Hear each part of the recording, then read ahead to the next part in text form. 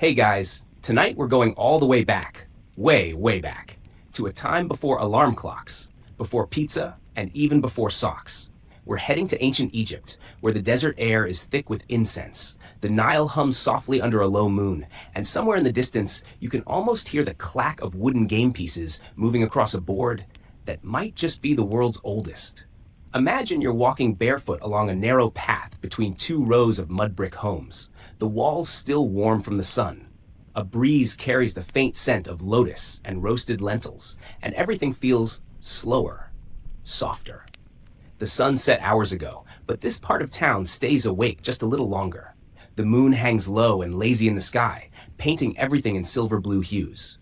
The stars are so clear, they seem close enough to knock down with a stick, which is fitting, because that's more or less how tonight's story starts. You duck into a shaded courtyard lit by flickering oil lamps. The stone floor is cool underfoot, and low voices murmur like sleepy bees. A family, maybe 3 generations, sits gathered around a strange-looking board on the floor. It's narrow, rectangular, and etched with rows of squares. Some pieces are carved from ivory, others from polished wood. They move the tokens with a kind of reverence that feels half playful, half prayerful. You've stumbled into a game night, ancient Egypt style. Now, don't get too comfortable just yet. You're a visitor here, and the desert doesn't take kindly to slackers. Also, there's a small chance you'll step in donkey dung if you wander too far from the firelight. You probably won't survive this if you mouth off to the wrong priest or forget your offering on Senet Day. So, before you get comfortable, take a moment to like the video and subscribe, but only if you genuinely enjoy what I do here. And if you're feeling extra generous, drop your location and local time in the comments. I love seeing how far this little bedtime caravan travels. Now, dim the lights, maybe turn on a fan for that soft background hum, and let's ease into tonight's journey together. The board you're watching is called Senet, spelled S-E-N-E-T, in case you want to scribble it on a sticky note to impress someone later. It's a game that dates back over 5,000 years.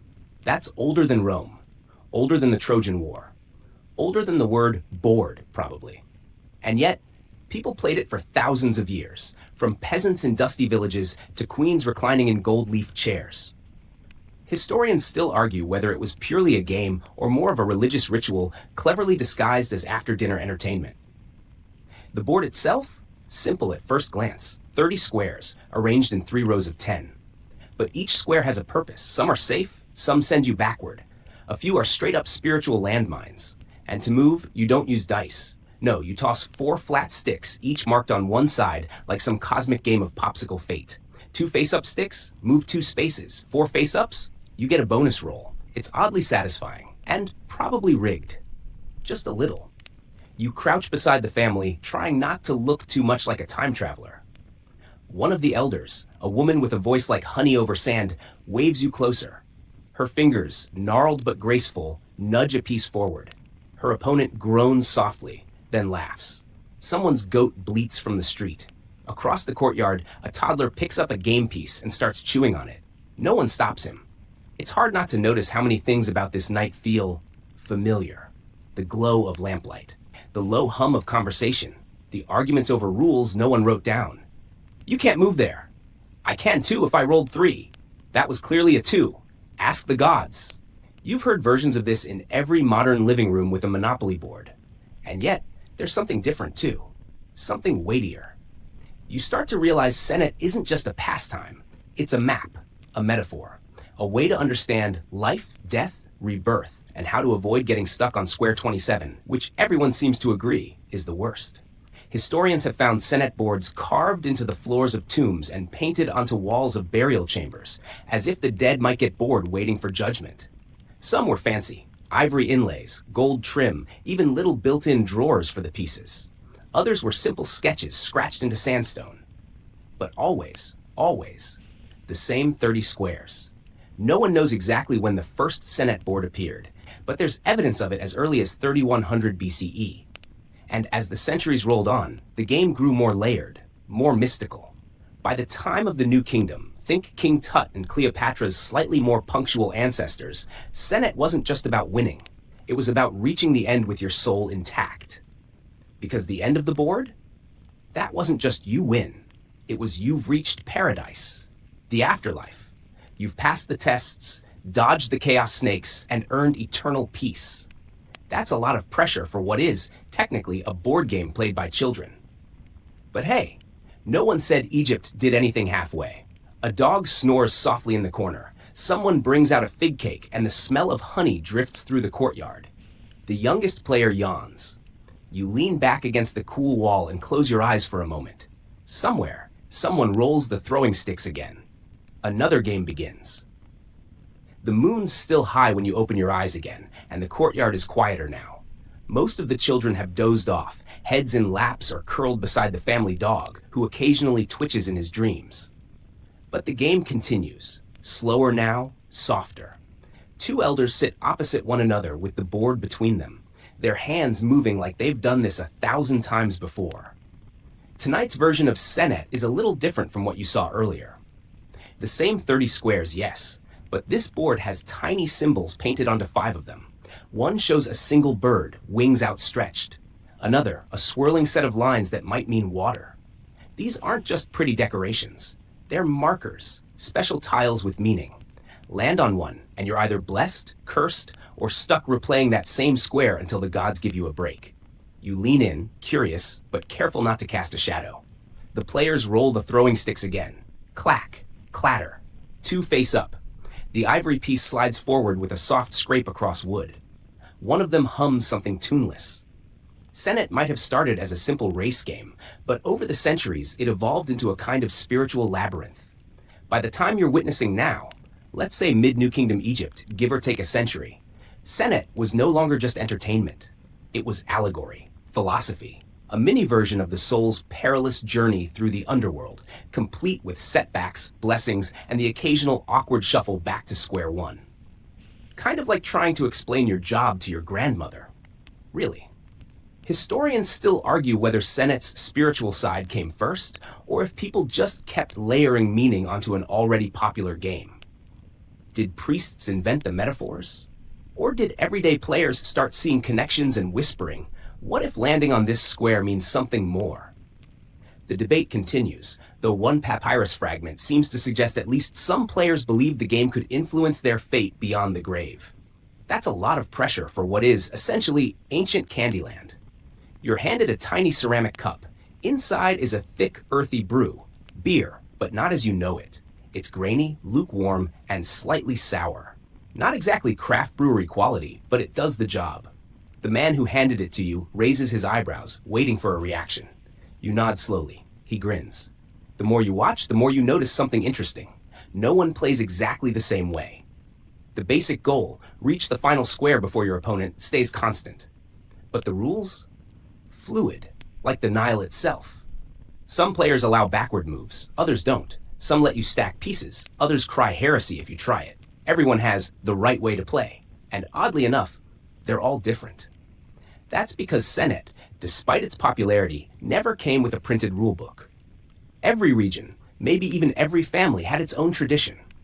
It's a little like how today, some people insist you can build hotels in Monopoly before owning all the properties. Spoiler, you can't, but try telling that to Aunt Layla. One young man, watching from the edge of the courtyard, pipes up with a protest. That's not how we played in Memphis, he mutters, arms crossed. The older player raises an eyebrow. Then go back to Memphis, he says without looking up. Touché. The game pauses for a moment as someone fumbles with the throwing sticks. One of them snaps in half. A hush falls. Everyone watches. The younger man looks stricken. The elder woman simply reaches into a basket and pulls out another set, this one carved from tamarisk wood and worn smooth from use. You glance down at the board again and try to decipher the meaning of those special squares. That bird symbol, is it Bennu, the bird of rebirth, or just a generic heron? The scholars can't agree. One faded text says it represents the soul's lightness. Another says it means skip your turn. Both seem plausible. Welcome to ancient Egyptian gaming logic. There's a whisper of movement beside you. A girl, maybe 9 or 10, watches you watch the game. She giggles when you meet her gaze, then points to a different board drawn in chalk on the courtyard floor. Her version is sloppier, circles instead of squares, bits of pottery for pieces. But the joy? Exactly the same. It hits you, quietly, that this isn't just a game about fate or death or winning. It's about connection. Generations teaching each other, laughing, arguing, sharing space and time. These boards, whether carved in ivory or drawn in dust, are bridges between people, between eras, between here and whatever waits beyond square 30. In a moment of boldness, or maybe sleepiness, you pick up a piece. It's heavier than it looks, cool and smooth in your palm. Someone gasps, you freeze. Then the elder woman chuckles and beckons you forward. "Let's see if the gods favor strangers," she says. No pressure. You roll the throwing sticks, 3 face up, cheers. The piece skids forward, landing squarely on the tile with a swirl. Everyone leans in. The elder man taps his chin. "That's the river tile," he says. "You'll need to cross carefully. Don't anger the fish spirits." He doesn't blink when he says it. Is he joking? Probably. Hopefully. A dog barks in the distance. A fig leaf tumbles across the courtyard. The stars shift overhead, slow and ancient. And the game, like the river, flows on. The game continues, and so do you, your first official turn under the scrutiny of a dozen watchful eyes and at least one cat, who has decided your lap is the perfect place to stretch. You're now locked into this courtyard tournament with no idea how to win, no clear rules, and only mild concern that a wrong move might offend the gods of the afterlife. Still, you soldier on. Your next throw results in one stick landing perfectly on its side, a statistical miracle that causes an immediate argument among the elders. One claims it's worth 5 spaces, the other says it's a do-over. The woman who welcomed you in the last round settles it by declaring, "Let the cat decide." The cat blinks slowly and begins grooming its shoulder. Apparently, that means move forward 3. As the game resumes, a few players swap out. You're not sure if you've won or lost, but nobody seems to care. The important part is that the game has continued, just as it has for over 2,000 years. And yes, you heard that right. Senet isn't just some ancient family game night relic. It's one of the earliest documented board games in human history. Carved into tomb walls, inscribed on temple stones, and buried with pharaohs, this little 30-square enigma has been excavated in over 40 archaeological sites across Egypt. There's even a partial game board found in a First Dynasty tomb, dating back to around 3100 BCE. That's older than the pyramids, older than Stonehenge, older than your Uncle Barry's jokes, and those feel prehistoric. But here's where things get interesting. Despite all the evidence, paintings, carvings, even a couple of game pieces found in Tutankhamun's tomb store, no one knows exactly how it was played. Like, really.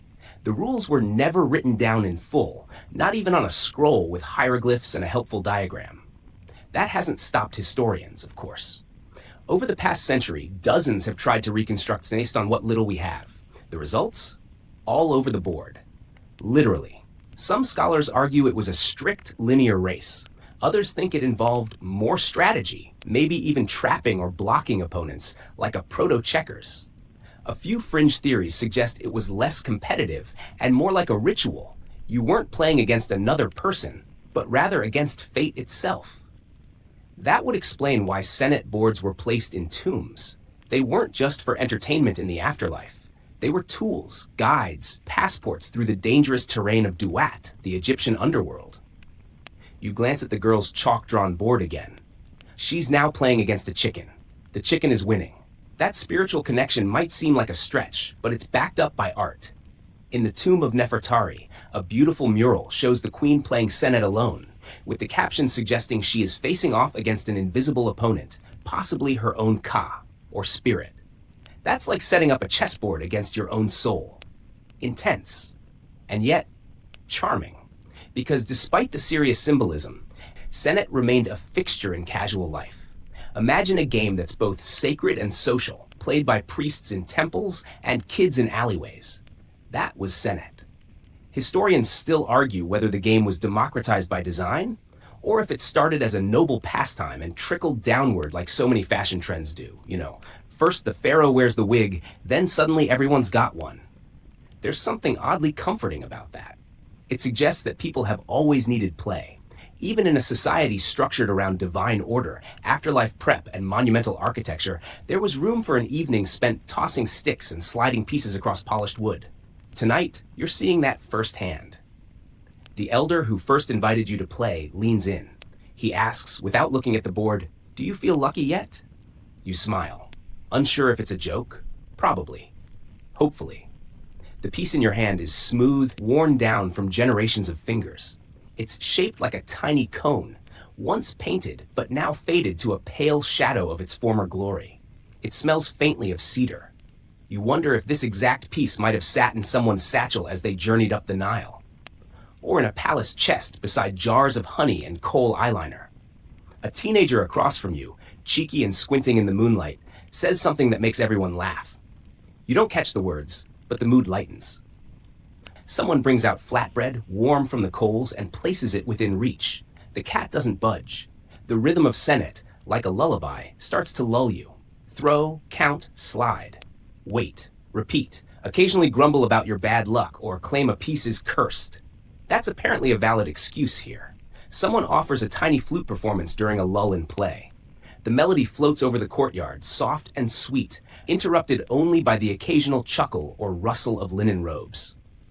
In this quiet, half-laughing limbo, you can almost feel the time between then and now collapsing. Because if you strip away the god names, the crocodile-headed judgment deities, and the ritualized embalming techniques, don't worry, we'll skip the details, what's left is very human. People wanting to pass the time. To connect. To take a break from farming, building pyramids, or dealing with their in-laws. Even in the shadow of eternity, people still needed to play. You look up at the stars, unchanged since Nefertari's day, and think, maybe this is how history was meant to be remembered. Not just through dusty scrolls or lecture halls, but through laughter, guesses, playful bickering, and the warm curve of a worn game piece against your thumb. Throw the sticks again. See what happens. The throw lands in your favor this time. 2 flat sides up, 2 round sides down, and the elder across from you gives a low whistle. "A sacred number," he mutters, nodding solemnly, before immediately trying to distract you with a story about a neighbor who once swallowed a Senet piece by accident. He saw visions for days, the elder adds. You can't tell if it's a warning, a joke, or both. You move your piece 3 spaces, tentatively placing it on a painted square that has something like a bird feather and a squiggly line. The teenager gasps theatrically and points. You've landed on the House of Rebirth. House of Rebirth? Yes. Apparently some of the squares on the Senet board were named, and each carried a different spiritual or symbolic significance. You're standing on one of the big ones now, square 15 or so, depending on the board design. According to later sources, these final few spaces weren't just about moving pieces forward. They were allegories for stages of the soul's passage into the afterlife. And now you've stepped into one. You glance back down at the board. The squares aren't numbered, but the players all seem to agree on the meanings. That one with 3 wavy lines? Water, representing a sort of purifying trial. The one you just landed on? A sort of reset, an invitation to let go of the past and perhaps try again. Historians still argue whether these square meanings were formalized early on, or whether they were a later invention. Part of the game's transformation from a secular pastime into a cosmic roadmap. What's clear is that the game evolved, just like everything else in history. The Senet of 3100 BCE wasn't the same as the one entombed with Seti I 1,000 years later. Rules, shapes, materials, even the number of squares varied depending on region and era. And that flexibility? That's what kept it alive. You lean back, thinking.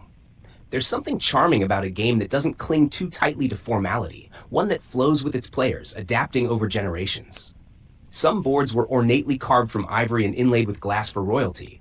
Others, like the one you're on now, were etched into dust with a broken bit of charcoal. Same game, same fun, same spirit. Now, one of the younger kids, maybe 7 or 8, is trying to show off. He throws the casting sticks high into the air and shouts, "Amun, guide me," as they clatter to the ground. One lands on the elder's foot, who just grunts and nudges it back into play. The sticks show a 4. The boy squeals with delight and immediately bumps one of your pieces off the board.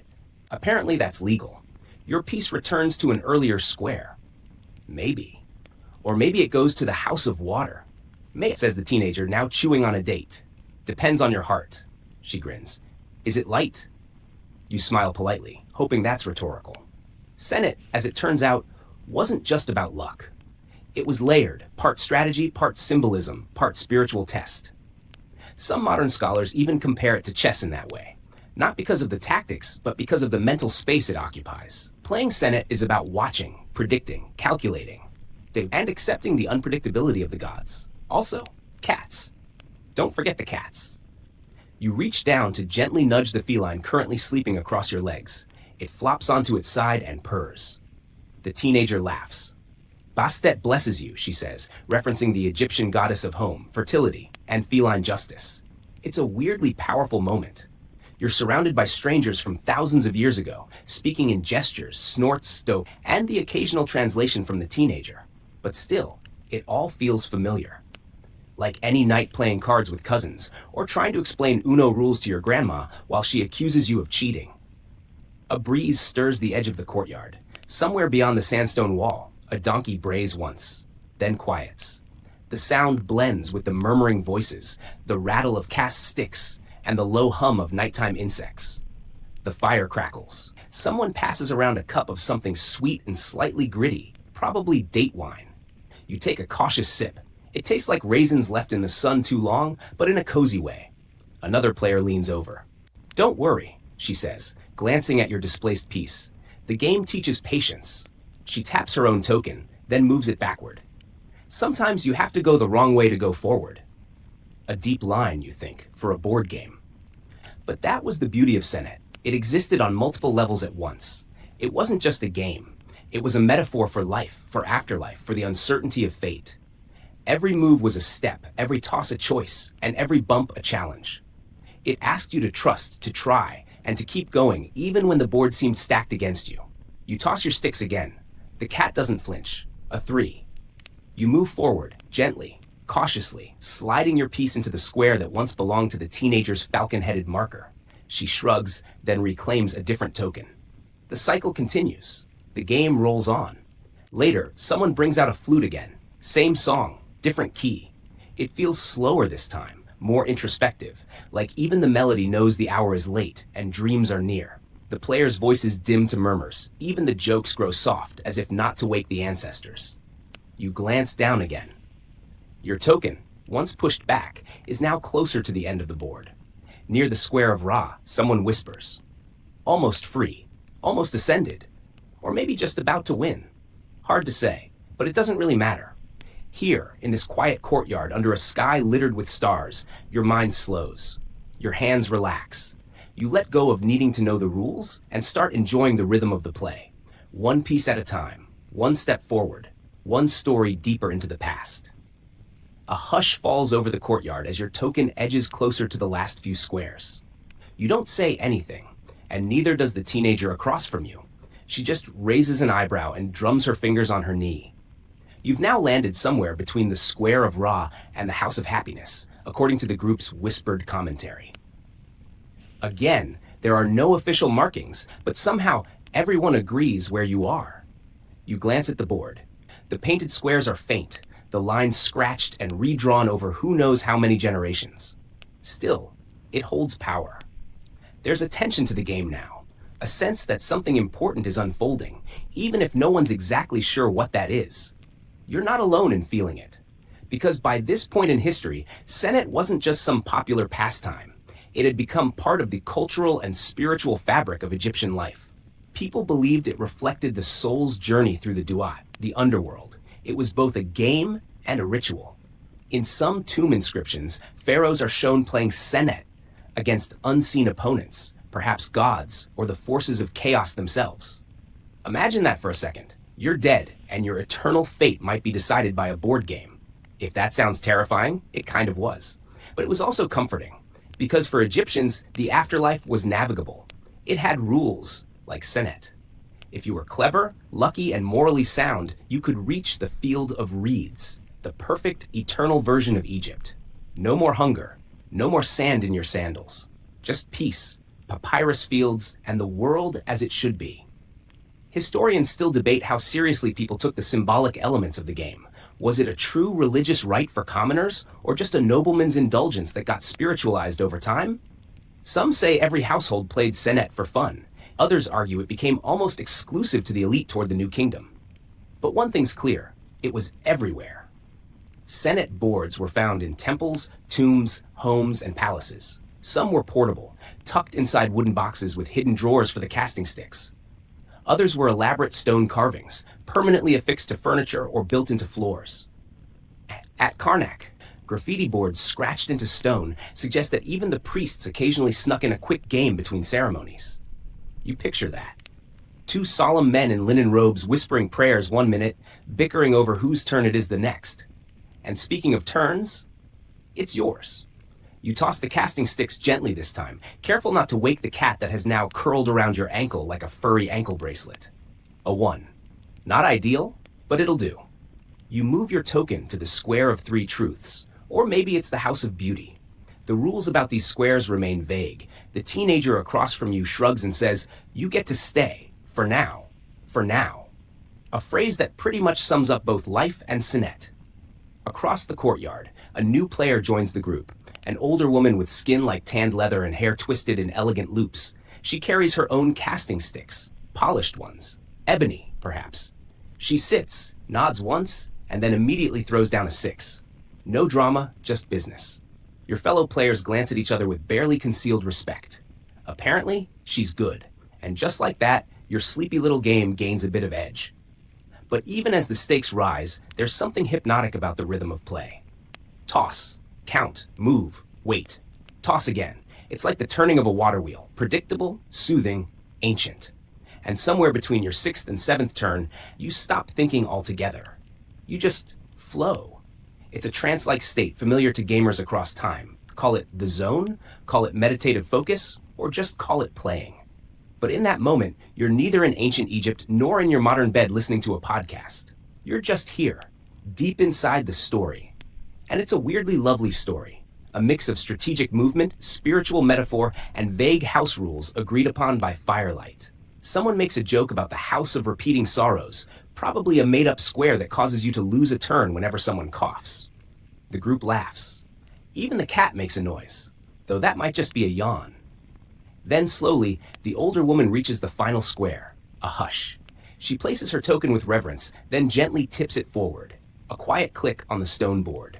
No cheering, just a satisfied nod. "You may pass," someone murmurs. You half expect the sky to split open, but no, just the crackle of fire, the chirp of a distant insect, the slow exhale of the woman as she leans back and sips something warm. Her game is over. And now, it's just you and the board. The teenager gestures. You're close. You glance down. Your token is 3 squares away. You toss the sticks. 2ward. 1 square left. She picks up the sticks, then hesitates. "Let's pause." You blink. "Why?" She smiles. "Because it's more fun when the journey lasts a little longer." A groan from the others, but you nod. She's right. There's something wonderful about not being done, about hovering on the edge of victory, soaking in the quiet weight of possibility. The courtyard breathes around you. Stone, sand, starlight, and sleep. The board waits. You smile. It's been waiting for 5,000 years. So the game pauses. But even in that pause, the board is alive. You lean back slightly on your elbows. Your token parked tantalizingly close to the final square, and your opponent, teenage, barefoot, mildly smug, leans forward to trace the worn grooves of the Senet board with a lazy finger. Around you, the other players stretch, sip whatever warm brew they're nursing, or quietly begin preparing the board for another round. Someone scratches a hieroglyph into a nearby clay pot. The cat grooms itself with the kind of pointed elegance only cats can pull off. You find yourself thinking, how did we even get here? Not just in the metaphorical sense, but how did a little board game like Senet become so thoroughly woven into Egyptian life that a pharaoh might play it on the way to eternity? That, as it turns out, is its own story. Because long before tomb paintings showed gods handing casting sticks to newly dead royals, Senet began as something far simpler, a social ritual. Back in the Old Kingdom, around 2600 BCE, Senet was likely a way for people to relax after hauling giant stones all day. The earliest boards we've found were scratched into flat rocks or made of simple wood. Nothing ornate, no inlaid ivory, no ceremonial flair. Just good, old-fashioned gameplay. What started as a way to pass the time became, over centuries, a spiritual metaphor. And with every new dynasty, Senet gained new meaning. Scholars still argue over when exactly it shifted from pastime to sacred rite. Some say it began with the tomb of Hesira, where painted Senet squares appear alongside dental tools and jars of honey. Others suggest the shift happened under Hatshepsut's rule, when religious symbolism across Egypt was reaching high gear. But regardless of when it happened, we know that by the time of the New Kingdom, Senet had become a full-on spiritual practice. The final 5 squares of the board, sometimes called the squares of judgment, were especially significant. These were the metaphorical obstacles between the soul and the field of reeds. One wrong move and you could get booted backward, stuck in an eternal loop, or worse, denied entry altogether. Think of them as the Egyptian version of airport security, but with more jackal-headed deities and less polite signage. Modern scholars believe these squares may have been linked to specific spells from the Book of the Dead, which you'd need to recite or play your way through in order to progress. There's even one theory that certain moves on the board corresponded to prayers or ritual chants, though. Unfortunately, no instruction manuals survive to confirm it. One fringe theory, which, let's be honest, is the best kind, is that Senet was a kind of portable underworld map. You'd practice navigating it during life, and then when you died, you'd play it again for real. Sort of like spiritual training wheels. Get good at Senet, and you wouldn't be flailing around in the afterlife like some poor ghost asking for directions. You glance back at the board in front of you. Right now, it just looks like painted squares. But if you squint, and maybe if the firelight flickers just right, you can almost imagine the journey behind them. The square you're sitting on might represent Ma'at, the goddess of truth. The final square? Perhaps Osiris himself, waiting to weigh your heart against a feather. And if your heart turns out to be heavier, well, there's always the House of Repeating Sorrows. In the lull, one of the older players starts telling a story.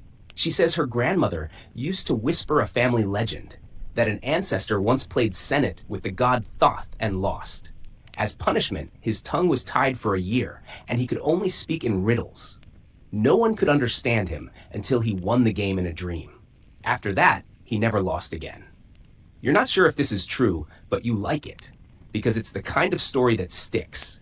And Egypt was built on stories that stick, from the sun sailing across the sky in a golden boat, to the annual flooding of the Nile being explained as the tears of Isis. Weird, lovely metaphors permeated everything. Even games. You take a slow breath and realize the pause has gone on longer than expected. But nobody minds, because this is part of the charm of Senet, not just the playing, but the waiting. The shared silence, the exchange of stories between turns. There's an intimacy to it, a rhythm, like the gentle drift of papyrus boats across a sleepy canal. Eventually your opponent speaks. You ready to finish? You nod. She tosses the sticks. A 3. Her token advances, still trailing yours, still behind, but not by much. It's your turn again. You toss the sticks. They clatter softly, then fall into place. A 1. The final square. You move your token forward, just one spot. It lands neatly, quietly, like a whisper against stone. Someone says, you win. But it doesn't feel like a win. It feels like something else. A soft exhale, perhaps. A slow closing of a chapter. A return. You sit back, not triumphant, but full, as if you've eaten a perfect fig and then tucked the memory of its sweetness away for later. The older woman across the circle smiles and says, now you know the way. You don't answer, but you do smile back, because in some odd, sleepy way, you know the way. Not just across the Senet board, but across the centuries. Across the thread that ties painted squares and linen-wrapped mummies and whispered stories together. And as the fire crackles and the Nile hums somewhere beyond the courtyard walls, you feel the weight of it all settle into your chest. Light. The courtyard empties slowly. One by one, your fellow players shuffle off into the darkness, sandals scraping stone, soft laughs echoing under the stars. The woman with the story about Thoth presses a hand to your shoulder as she passes, a small nod that says, you played well, or maybe, we'll meet again. Even the cat disappears, slinking off into shadows like it has a secret midnight appointment with Bastet herself. And now it's just you, the board, and the night. The city is quieter than you expected. No shouting, no marketplace haggling, no reed flutes or distant arguments over bread prices. Just a breeze curling down from the west, carrying the smell of warm dust, old incense, and lotus blossom. You draw in a deep breath and let it out slowly, the way priests do before they speak to gods. Because now comes the good part, the part historians rarely mention. What happened after a Senet game ended? See, while modern minds tend to think of ancient Egyptians as stiff-limbed people with eyeliner and solemn expressions, they were, well, people. And people love rituals, especially weird little ones tucked between bigger ones. So after a game, it wasn't uncommon for players to leave small offerings at a shrine near the board, a splash of beer, a crumb of bread, a carved pebble. Nothing grand, just a symbolic thank you to the spirits of chance and strategy. Because even in leisure, the Egyptians believed the gods were watching, not judging, just observing, perhaps chuckling to themselves. You walk a few steps from the game mat and find one such offering niche in the wall, a faint hollow beneath a carved lotus bloom. There's already a sliver of dried date there, maybe left by your opponent, maybe weeks old. You add your own gift, a tiny bead that had come loose from your linen belt. Not valuable, but it meant something. That's the point. Nearby, a narrow stone stair leads upward. You climb. At the top, you're met with a view that makes your breath catch. The Nile below is ink black and glossy, reflecting the sliver of moon above it. Across the river, the outline of pyramids is just barely visible, silent and smug as always. And beside you, perched at the roof's edge, is an old man in a faded tunic playing a flute so soft it sounds like a breeze whispering secrets.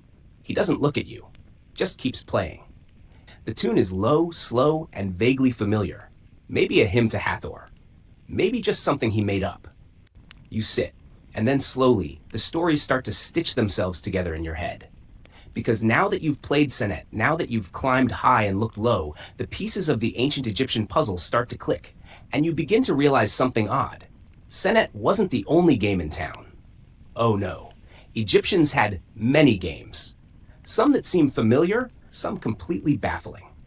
There was a game called Mehen, shaped like a coiled snake, with tiny lion tokens. It was possibly played in teams, and is one of the few ancient games that has no known rules left. Historians still argue whether it was a race game or something closer to ritual storytelling. One tablet fragment suggests players whispered spells between moves. Another hints that the snake itself, Mehen, was meant to protect Ra as he journeyed through the underworld. Imagine playing Candyland, but each turn might either move you forward or summon divine protection. Then there's 20 squares, thought to have originated in Mesopotamia, but adopted and adapted by the Egyptians. Similar boards have been found as far apart as Ur and Thebes, suggesting it became a cross-cultural classic, kind of like ancient Monopoly, except less ruinous for friendships. And then there are the toys. Yes, toys. Because while adults played Senet in tombs, kids down the street were tossing knucklebones, spinning tops, and racing carved hippos. Archaeologists have even found little clay dolls with beaded wigs, possibly used in both play and household magic. One particular doll found near Deir el-Medina was stuffed with herbs and had eyes made of obsidian. Was it a toy? A talisman? A particularly stylish snack? Historians still debate that one. You watch the old man playing his flute. He shifts his weight slightly, and you realize the song has no end, no obvious pattern, just a flowing repetition like the Nile itself. And that's when the larger idea drifts in, quiet as mist. Games were never just games here. They were metaphors, mirrors, practice for the afterlife, excuses for conversation, ways to pass long, hot afternoons while the fields waited for the next Nile flood. Some were strategic, some spiritual, some just plain fun. But all of them pointed to a culture obsessed with rhythm, cycles, endings that looped back to beginnings, the snake eating its tail, the token crossing the board and returning, the sun rising again tomorrow. It's getting colder now, up on the rooftop, but you don't mind. You sit still, eyes tracing the constellations the Egyptians knew so well. Orion, whom they called Sa. Sirius, their beloved Sopdet, herald of the inundation. Somewhere down below, someone starts another game. You can hear the rattle of casting sticks, a quiet laugh, the scrape of a token across painted wood. It's all still happening, and it's always been happening. You just finally notice. You lean back, letting the rhythm of the old flute lull your mind like a river current. That snake game, Mehen, still coils in your thoughts, a silent enigma from a long-vanished world. But there's something else pulling at your attention. The idea that these games were more than mere pastimes. They were woven deeply into the fabric of everyday Egyptian life, a bridge between the mortal and the divine, the known and the mysterious. Picture this: a bustling marketplace on the edge of the Nile. Merchants haggle over fragrant spices and glistening beads, while street performers entertain with flutes and tambourines. Amid this lively scene, you spot a group of children sitting cross-legged on a woven mat, intensely focused on a small board etched with squares and symbols. Their laughter bubbles up, competing with the hum of the crowd. This, too, is part of the story. The children are playing a game called Senet Light, or at least something like it. Historians still argue whether these versions were merely practice tools or held their own ritual significance. Either way, it's clear that Senet was not reserved for tombs or temples alone. It was a game for the living, for learning, for leisure, for passing those long afternoons that stretch endlessly beneath a blazing sun. And the pieces? They were often small figurines carved from ivory, wood, or bone.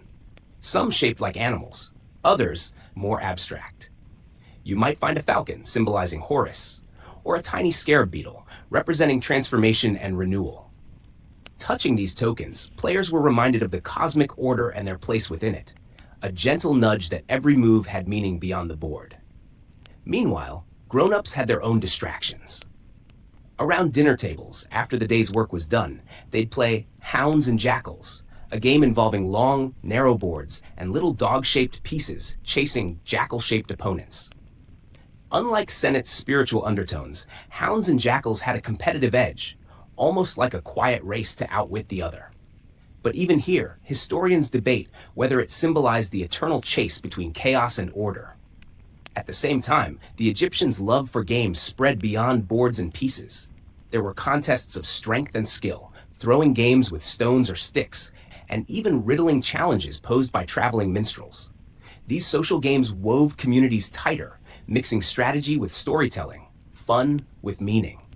And then there's the curious case of knucklebones, or astragali, used much like dice. Made from sheep or goat ankle bones, these were tossed in the streets and palaces alike, their unpredictable landings introducing chance into the equation.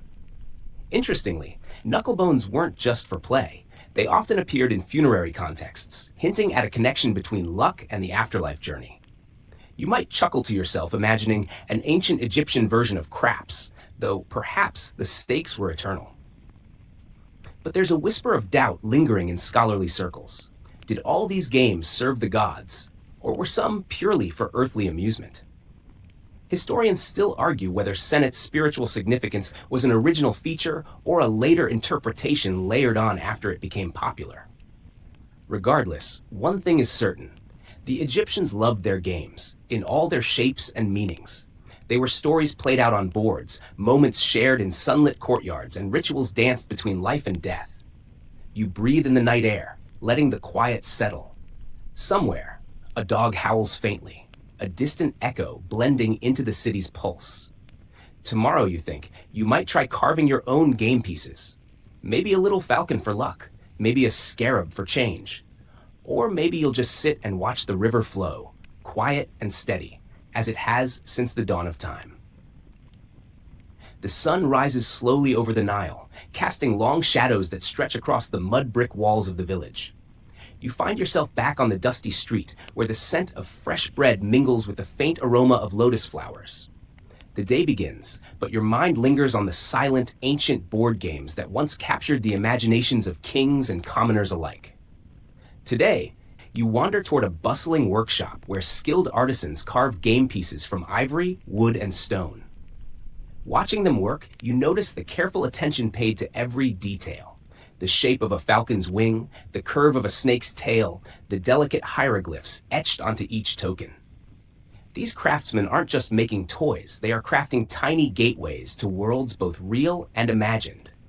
One artisan explains that the choice of materials wasn't random. Ivory symbolized purity and immortality, while wood was practical and common, accessible to nearly everyone. There's even evidence of game sets made from faience, a glazed ceramic that shimmered like turquoise, reflecting the Egyptians' fascination with the sacred colors of the Nile. You can almost hear the quiet pride in his voice as he describes how some wealthy families commissioned elaborate, personalized boards inlaid with precious stones and gold leaf. Owning such a set was a status symbol, a silent declaration of culture and refinement. But for most people, a simple board and a handful of carved pieces were enough to pass an afternoon peacefully.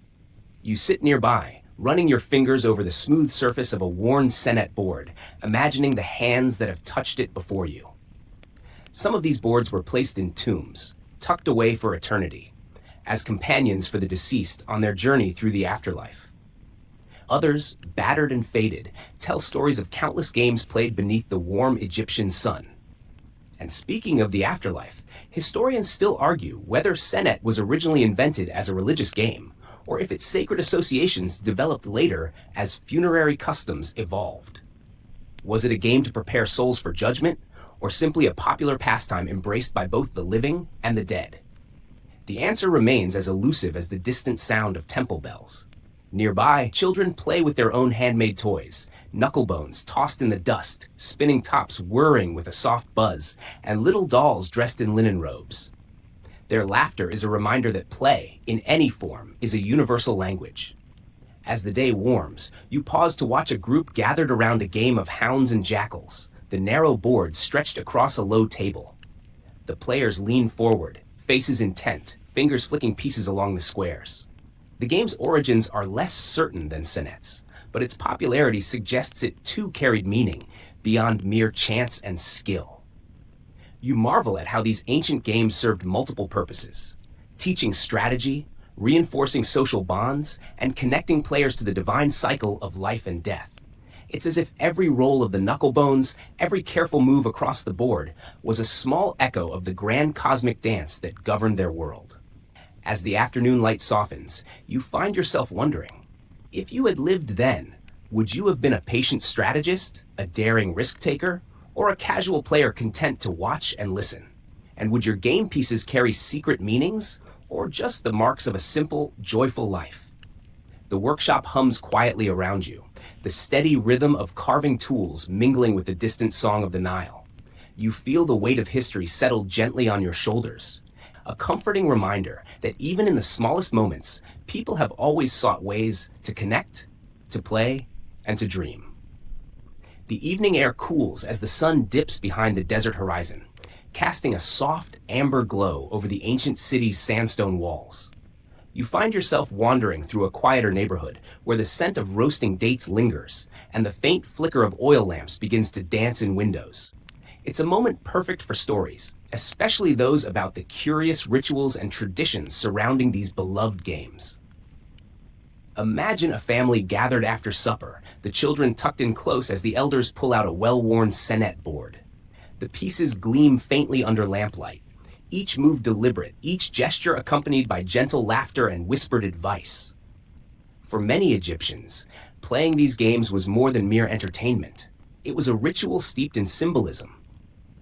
You recall that some boards were inscribed with prayers and spells, believed to help the player's soul navigate the trials of the afterlife. The game's squares weren't just spaces, but stages of a spiritual journey, each move a metaphor for progress or setback in the quest for eternal peace. It's no wonder some Egyptians regarded Senet as a sacred tool, a miniature map guiding souls toward the light. At the same time, playful superstitions blossomed around the games. Players might avoid moving certain pieces on unlucky days or place tokens carefully to please the gods watching over the board. You can almost hear the quiet chuckles when a piece escaped capture, as if luck itself had a sense of humor. Historians still argue whether these customs were widespread or limited to particular classes and regions, but their presence speaks to a culture where play and spirituality intertwined seamlessly. It's a delicate balance, the mundane and the mystical, coexisting in the flicker of candlelight. Meanwhile, in temple courtyards, priests sometimes used Senet for meditation or divination, reading the movements as signs from the gods. This practice, still debated among scholars, hints at the game's deeper layers, blurring the line between chance and fate. Did the gods roll the dice through human hands, or were the players merely enacting a cosmic story? Beyond the boards, everyday Egyptians engaged in simpler amusements. Children tossed knucklebones, spun tops, and made small clay whistles that imitated birdsong.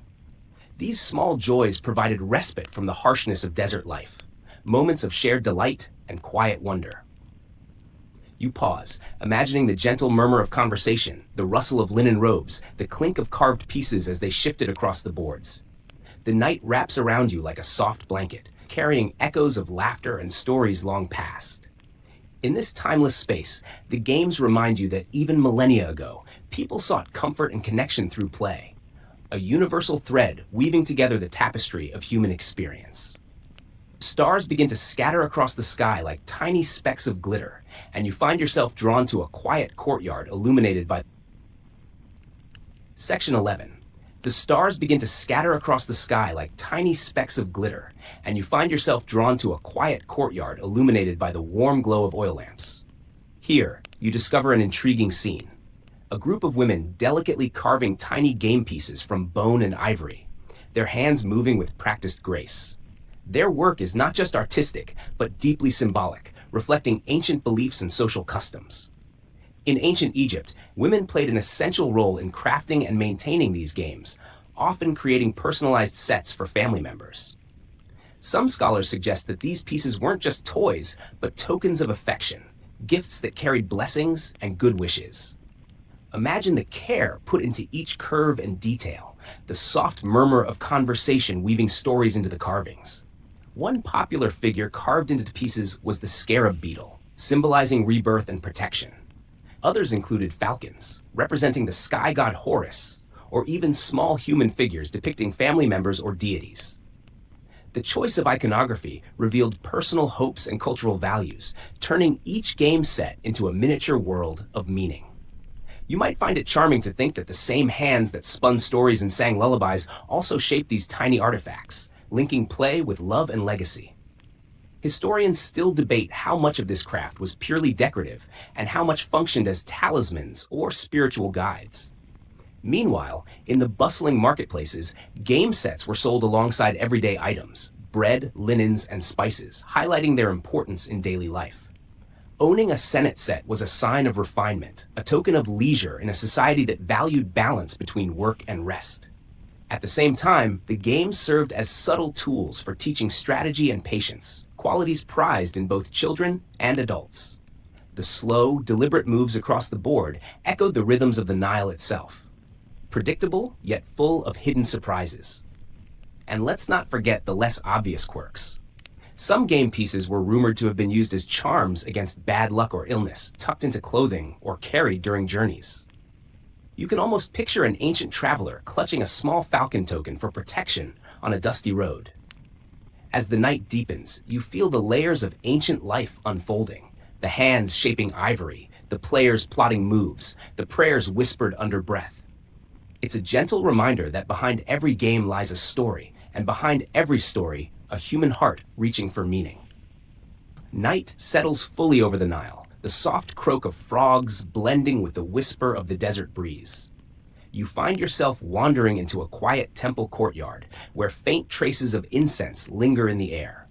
This is a place where sacred and everyday life mingle, and here the story of ancient Egyptian games takes on a fascinating new dimension.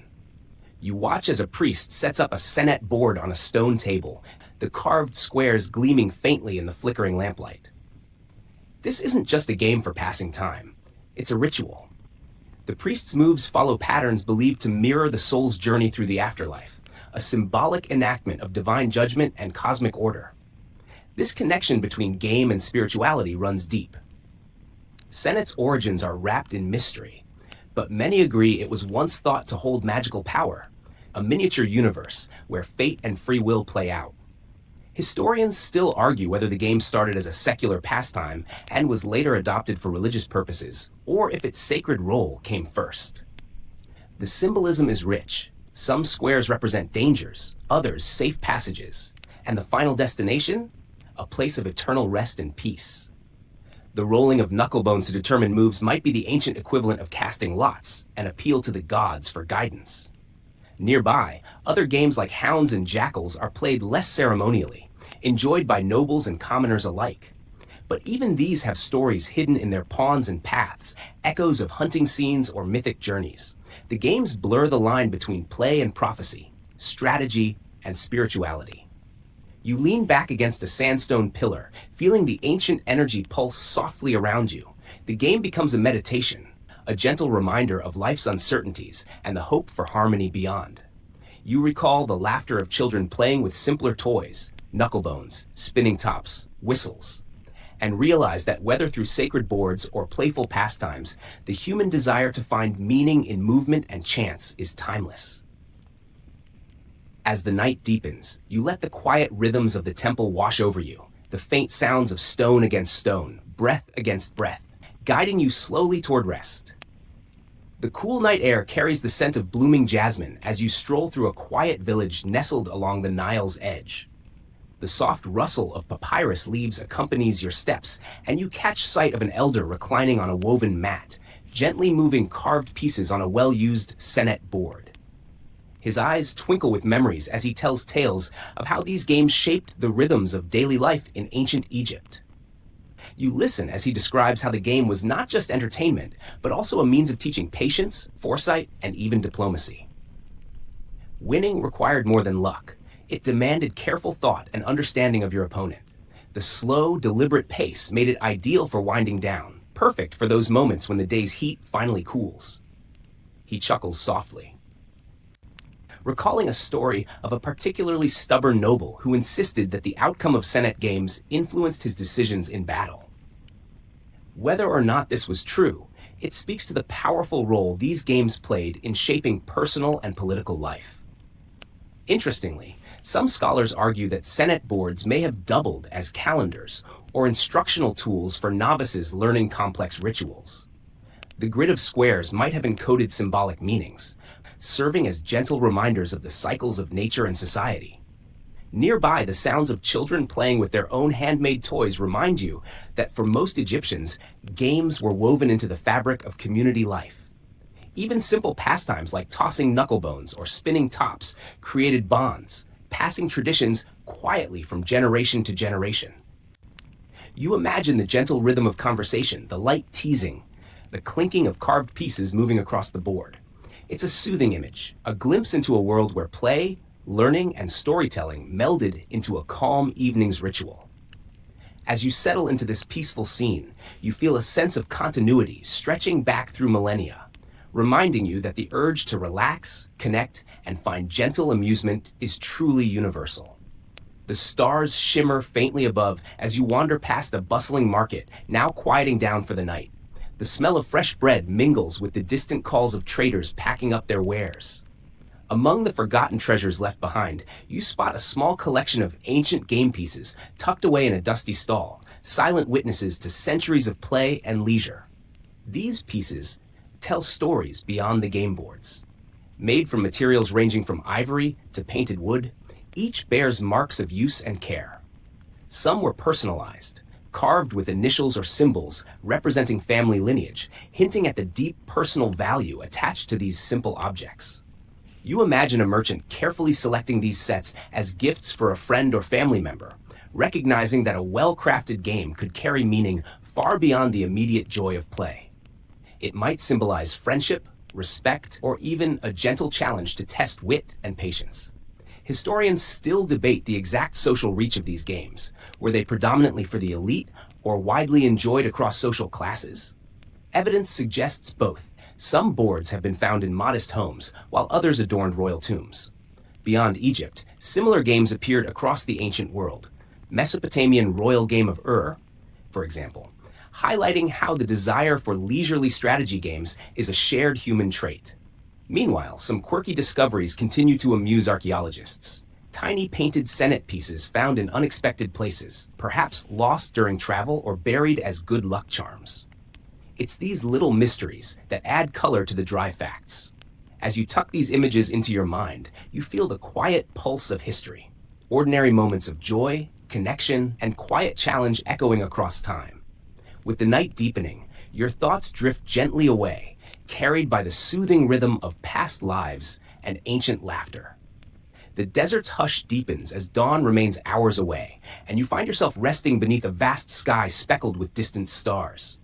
Your thoughts linger on the long journey of this ancient game, from simple beginnings to a timeless symbol of human curiosity and calm. Senet, at first glance, might seem just a dusty board game, but as you now know, it carried layers of meaning, blending play with spirituality, strategy with ritual, leisure with learning. The quiet moments spent moving carved pieces across the board were, in their own way, acts of meditation and storytelling. You reflect on the gentle hands that shaped these pieces, the prayers whispered into their carvings, the flickering lamplight that witnessed countless games.